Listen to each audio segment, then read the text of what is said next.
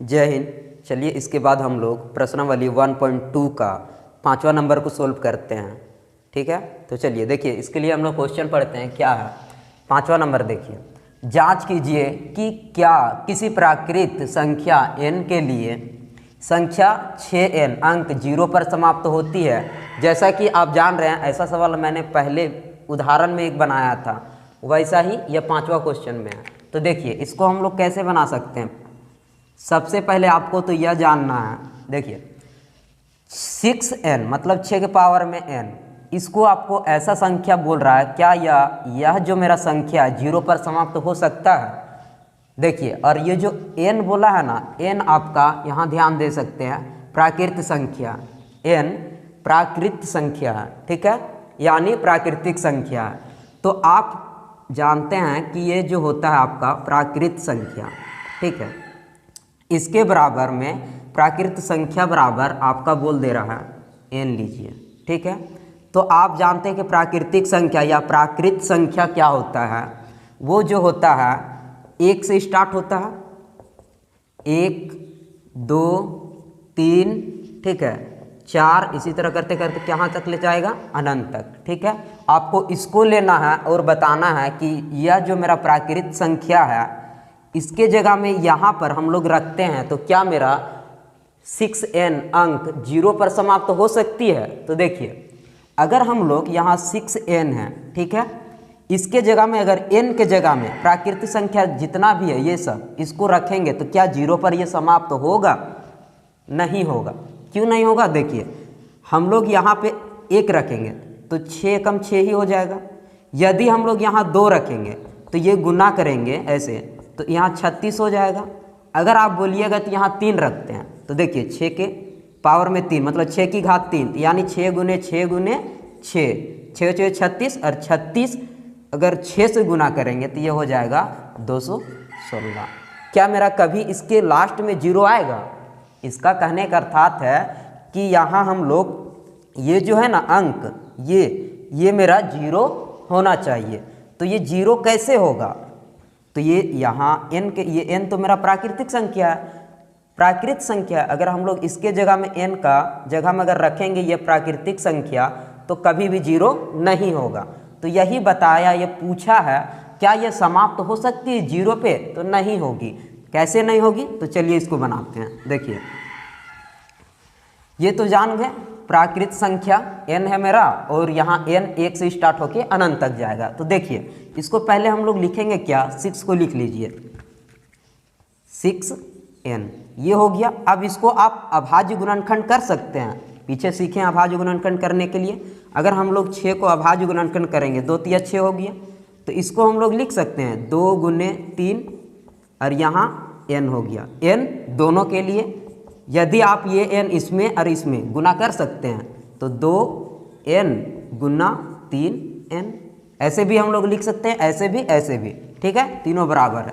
अब देखिए इसमें करते क्या है, जैसा कि किसी भी संख्या के लास्ट में यानी इकाई में, ठीक है, लास्ट में या इकाई में बात एक ही बराबर है, अंक 0 पर समाप्त होती है। यानी अगर ये संख्या अगर 0 पर समाप्त होती तो कहीं ना कहीं ये 60 बनता, इस तरह बनता। ठीक है, लास्ट में इकाई में 0 आ रहा, तो ऐसा बनने के लिए तो इसका अभाज्य गुणनखंड में देखिए क्या क्या होना चाहिए। अगर हम लोग 2 से इसको भागत मतलब गुणनखंड करते हैं, 2 तिया 6 0, फिर यहाँ करते हैं 2 एकम 2, यह 15 हो जाता, फिर 3 से जाता 3 पचे 15। देखिए इसका अभाज्य गुणनखंड क्या आता, 60 का मेरा अभाज्य गुणनखंड 2 गुने 2 गुने 3 गुने 5 आता। देखिए एक चीज़ आप ध्यान दीजिएगा, हम लोग इसको ऐसे लिख सकते हैं 2 गुने, देखिए यहाँ 2 था पावर में 2, ठीक है, 2 की घात 2 गुना 3 गुना 5। देखिए इसमें 2 चीज़ रहना बहुत आवश्यक है। क्या? ये ध्यान दे रहे हैं, ये 2 और 5। अगर जिस संख्या के अभाज्य गुणनखंड में 2 और 5 आए, वह संख्या लास्ट में उसका इकाई में 0 रहेगा। उसके वह जो संख्या लास्ट में क्या होगा, 0 पर समाप्त होगा। जैसे कि ये 30 हो गया, जैसे कि यह 100 हो गया, ठीक है, यहाँ 250 हो गया। ये सब जितना भी संख्या है ना, ये सब इस सब का अभाज्य गुणनखंड में 2 और 5 रहेगा ही रहेगा। ठीक है, अब मान लेते हैं, देखिए 15 है, इसके अभाज्य गुणनखंड में क्या है, 3 बचे 15, 5 तो है लेकिन 2 नहीं है। ठीक है, इसी तरह आप इसमें ध्यान दे सकते हैं। तो चलिए, जो संख्या 0 पर समाप्त होती है उसके अभाज्य गुणनखंड में क्या रहना चाहिए, 2 और 5 रहना चाहिए। तो हम इसमें लिख सकते हैं, किसी भी संख्या को 0 पर समाप्त होने के लिए उसके अभाज्य गुणनखंड में 2 और 5 होता है। तो लिखते हैं, जो संख्या, हम लोग ऐसे लिख सकते हैं, जो संख्या 0 अंक पर समाप्त होती है उसके अभाज्य गुणनखंड में 2 और 5 रहता है। ठीक है, जितनी भी संख्या है और अगर उस संख्या की इकाई में अगर 0 आता है तो उसके अभाज्य गुणनखंड में क्या होना चाहिए, 2 और 5 रहता ही रहता है। 2 चाहे जितना भी हो लेकिन 2 और 5 मेरा रहना जरूरी है।